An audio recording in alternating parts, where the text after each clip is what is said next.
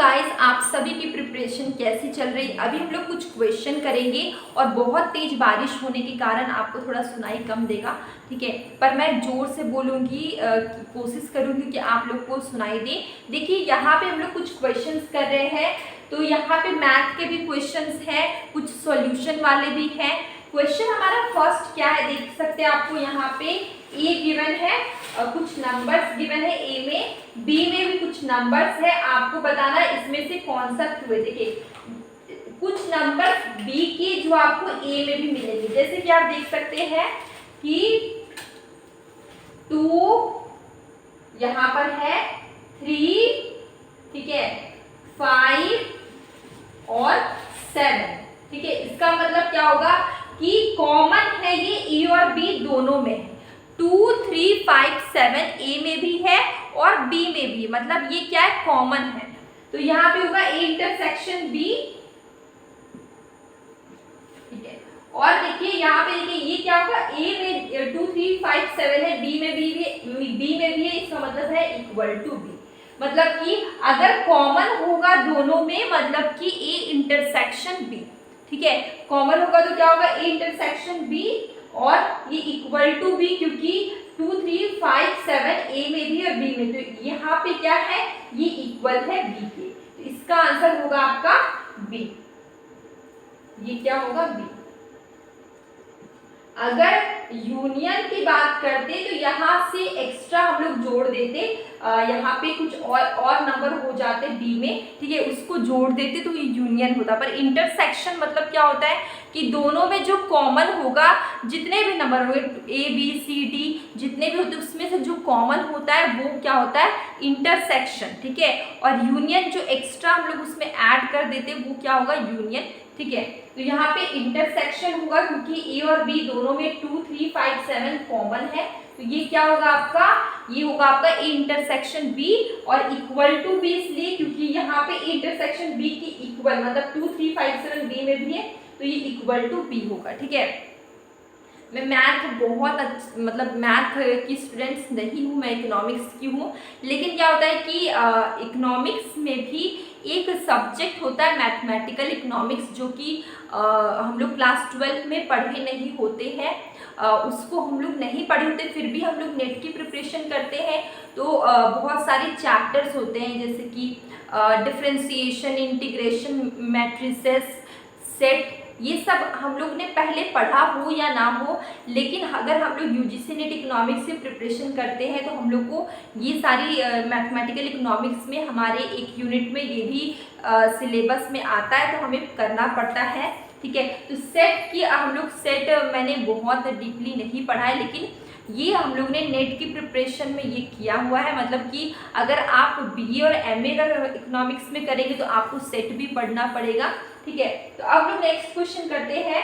Competitive firm faces a price of 136 and total cost function of, देखिए यहाँ पे देखिए बहुत सिंपल क्वेश्चन है, ये इकोनॉमिक्स का बहुत इजी और सिंपल क्वेश्चन है।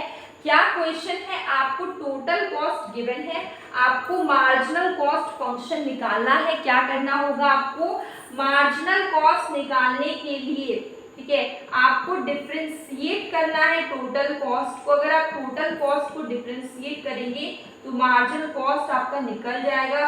टोटल कॉस्ट का वैल्यू क्या है हमारा, देखिए यहाँ पे 7q का स्क्वायर प्लस 6q प्लस 5, ठीक है। यहाँ पे देखिए, यहाँ पे सिंपल डिफरेंशिएशन है, हम लोग ने डिफरेंशिएशन किया हुआ है, बहुत सिंपल डिफरेंशिएशन है। मतलब कि यहाँ पे देखिए 7, अब देखिए q स्क्वायर का डिफरेंशिएशन क्या होगा, 2q, ठीक है। यहाँ पे लोग डायरेक्ट लिख देते हैं 14q और इसका डिफरेंशिएशन होगा 6, मतलब कि आंसर क्या हो जाएगा आपका 14q प्लस 6। तो आंसर होगा आपका A, answer will be a 14q plus 6, ठीक है। इसका आंसर हो गया। अब लोग नेक्स्ट क्वेश्चन करते हैं, ट्रांजैक्शन डिमांड फॉर मनी, ठीक है। हम लोग ने मोटिव पढ़ा हुआ है, transaction motive, precautionary motive, speculative motive, 3 तरह के मोटिव हम लोग ने पढ़े हुए हैं डिमांड फॉर मनी में, ठीक है। तो यहाँ पे आपको बोला गया है ट्रांजैक्शन डिमांड फॉर मनी, ये फंक्शन किसका होगा, इनकम का, या फिर बॉन्ड प्राइजेस का, या फिर इनकम और रेट ऑफ इंटरेस्ट का। तो ट्रांजेक्शन डिमांड फॉर मनी आपका ये आपका ट्रांजेक्शन डिमांड फॉर मनी, ये फंक्शन इनकम और रेट ऑफ इंटरेस्ट दोनों का। तो इसका आंसर होगा सी, आंसर विल बी। और मैंने जो मोटिव्स होते हैं 3 तरह के, transaction motive, precautionary motive, speculative motive, मुझे चैप्टर का नाम याद नहीं आ रहा है, मैंने एक चैप्टर करवाया हुआ है जिसमें मैंने ये तीनों चीज़ें बहुत अच्छे से एक्सप्लेन किया हुआ है। तो जनरली देखिए ट्रांजेक्शन मोटिव क्या होता है कि जो डे टू डे पर्पस से के लिए होता है, जो हम लोग के डेली के जो खर्चे, जैसे कि लेबर को वेजेस देना, ये हमारा डेली का खर्चा है, रॉ मटेरियल, ठीक है।